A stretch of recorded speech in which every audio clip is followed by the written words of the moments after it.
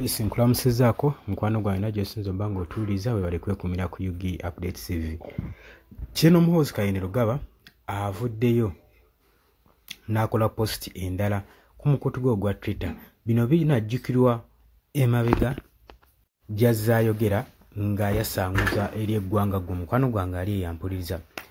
Avuddeyo n'apraising amagye ga UPDF naddala bano ba mask men abalabirwako ku kitebe kya National Unity Platform saako ne ku School of Leadership abaali ne mmaka ga President Robert Kyagulanyi Ssentamu President wa National Unity Platform nga basazeeko ekitundu ekyo gwe mukwano gwange.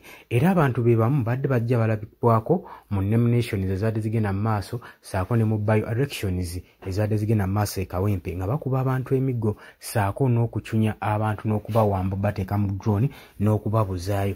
Kaakati wano wandirowooza nti n'ebitongole ebikuumaddembe oba ne ba government officers ba high ranking officers wano etwantegeredde entegeera yaabwe ne bavaayo ne bakola statement ezizimba eggwanga oba okukoma ku bantu nga bano. Naye Gen. Muhoozi Kayini Lugaba nga ye Chief of Defence Force ate era nga ye Senior Presidential Advisor wa Mwami Yoweri Kaguta Museveni ku UPDF operations ezigenda mu maaso gwe ampuliriza ku military operations.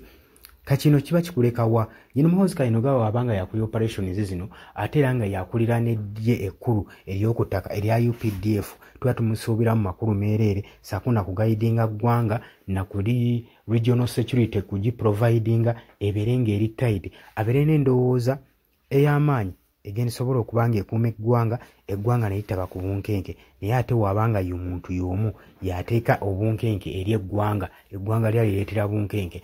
Waaki njogera bino byonna tegeeza nti oli ku UG Updates TV kosinza obba ng'otuwuliriza we bali kwekumira ku mayingo gano wabula ggwe atannatwegattako kirira wansi waliwo ekigambo subscribe kikoneko obeere ng'otwegattako ddala bulungi nnyo. Mmwe abali mu diaspora mbalamusizzaako nnyo mukola kyamaanyi nnyo kwekumira ku mayingo gano.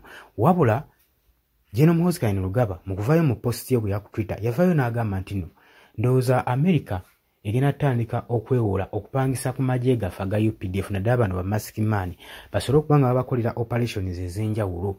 Yo statement si ntono. Statement eraganga nti amawanga ag'ebunaayira gapraisinga ekigenda mu maaso wano mu Uganda ne ba mask man kye bagenda mu maaso n'okuba nga bakyoboola eddembe ly'obuntu. Ate jjukira nti no okusinziira ku diplomatic relations ku diplomatic ties eziri wakati wa Uganda saako n'amawanga ag'ebunaayira muba mawanga ago gagala nnyo okulagana n'ensi nga basoosowaza nnyo demokrasiya mu nsi nga mulimu demokrasi gwe mukwano gwange ali eyampuliriza naye kati wano demokrasi aliwa naye tetunalabako mawanga ago wavaayo kulwanirira munnauganda oba demokrasi. Waaki we babanga eggwanga bamaze oddinyinyuuta nga likyali mu bugagga n'amawanga ag'ebunaayira olaba nga interest ntono naye singa eggwanga lyati bali tebannalinyuunyuuta gavumenti eno nabo balaba tebakyalina kyakuzza gavumenti yaffe yatunyuunyuuta dda. Kati y'ensonga lwaki tebasobola kuvaayo ku nsonga zino ezigenda mu maaso buli kigenda mu bukyamu bakiraba naye beefudde abatakiraba olw'ensonga nti tebalina bye bafunira. Kino munnayuganda olina okitegeera era ng'osoosowaza amawanga ago ag'ebweru era olina okimanya kino. Lwaki tebannavaayo kulwanirira ddembe ly'abuntu ate nga betumanyi nga bo abasinga okulwanirira demokrasiya n'eddembe ly'obuntu? Lwaki tebannavaayo ku sanctioninga kitongole ekya human rights ekya Uganda Human Rights? Lwaki tebannabanga kubaako kye bakikola? Omanya waliwo ensonga ekugira embeera eno okubaawo. Golowooza ki mukwano gwange? Nkwaniriza mu comment section jangu otangaaza eggwanga kusinziira ku ndowooza yo gwe mukwano gwange ali eyampuliza.